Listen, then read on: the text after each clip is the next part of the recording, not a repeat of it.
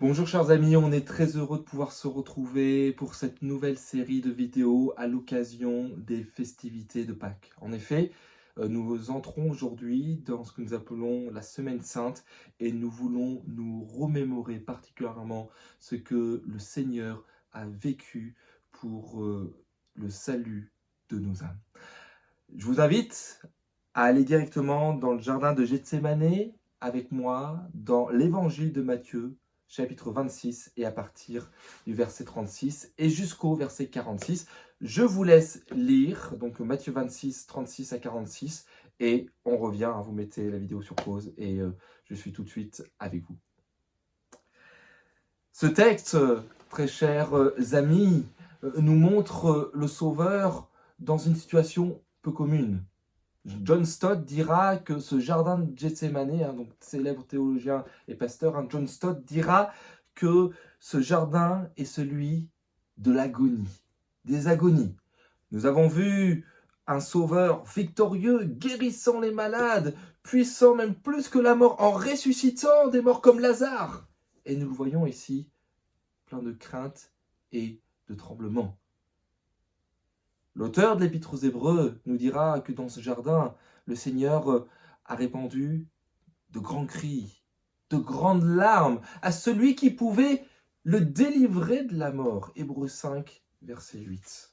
Mais l'auteur continue, c'est à cause de sa piété qu'il fut récompensé, exaucé par le Père. Nous voyons l'expression de cette piété à 3 reprises dans le texte que nous avons lu, versets 39, 42 et 44, où à chaque fois nous voyons le Sauveur vouloir faire plier son humanité à la volonté de Dieu, le Père, à vouloir obéir coûte que coûte à la volonté de son Père, ce pourquoi il a été envoyé sauver l'homme, l'humanité.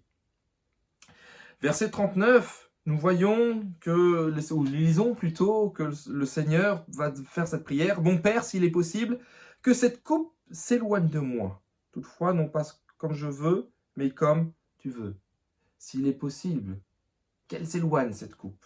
Deuxièmement, au verset 42, nous voyons une différence. Preuve que le Père lui a répondu et qu'il a modifié sa prière et qu'il va dire « Mon Père, s'il n'est pas possible que cette coupe s'éloigne sans que je la boive, que ta volonté soit faite. » Il y a un léger changement de vocabulaire. Le Seigneur accepte et fait complètement plier sa volonté comme elle l'était depuis le départ. Mais nous sommes dans le jardin d'agonie, des tentations. Verset 44, le Seigneur va répéter les mêmes paroles. Alors, très chers amis, quelle est cette coupe finalement dont il est question et dont le Seigneur redoute tant ? Est-ce que ce serait les souffrances, la mort à venir, le supplice de la croix, le tourment de la flagellation ? Cette coupe est le symbole de l'agonie spirituelle pour le Christ, de devoir se charger des péchés du monde. Oui, des péchés du monde entier, des tiens, des miens. En d'autres mots, de devoir subir le châtiment divin que méritaient ces péchés.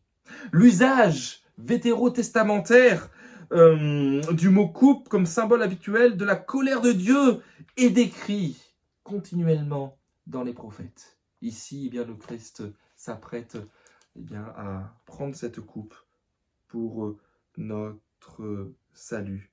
C'est la seule explication de l'angoisse du Seigneur. Et pour nous, le message est très clair. Un message de salut, d'espérance, parce que c'est Christ qui a été frappé par le Père pour nous. Mais attention, comment allons-nous réagir à cette première étape de notre semaine pascale ? Nous voyons qu'à 3 reprises, le Seigneur est allé voir ses disciples et qu'il les a trouvés endormis. Il ne saisissait ni l'importance, ni les enjeux du moment. Nous prions tous ensemble pour que durant cette semaine, peut-être d'une manière spéciale pour quelques-uns, nous puissions saisir l'importance et l'enjeu du moment, le salut de ton âme, mon ami, la persévérance que Dieu veut t'accorder, mon frère, ma sœur. Oui, frères et sœurs, ce jardin de Gethsémani est le jardin des agonies. Le Christ, eh bien, y est passé par amour pour toi, pour moi. Je vous dis à très bientôt pour la suite de cette semaine pascale.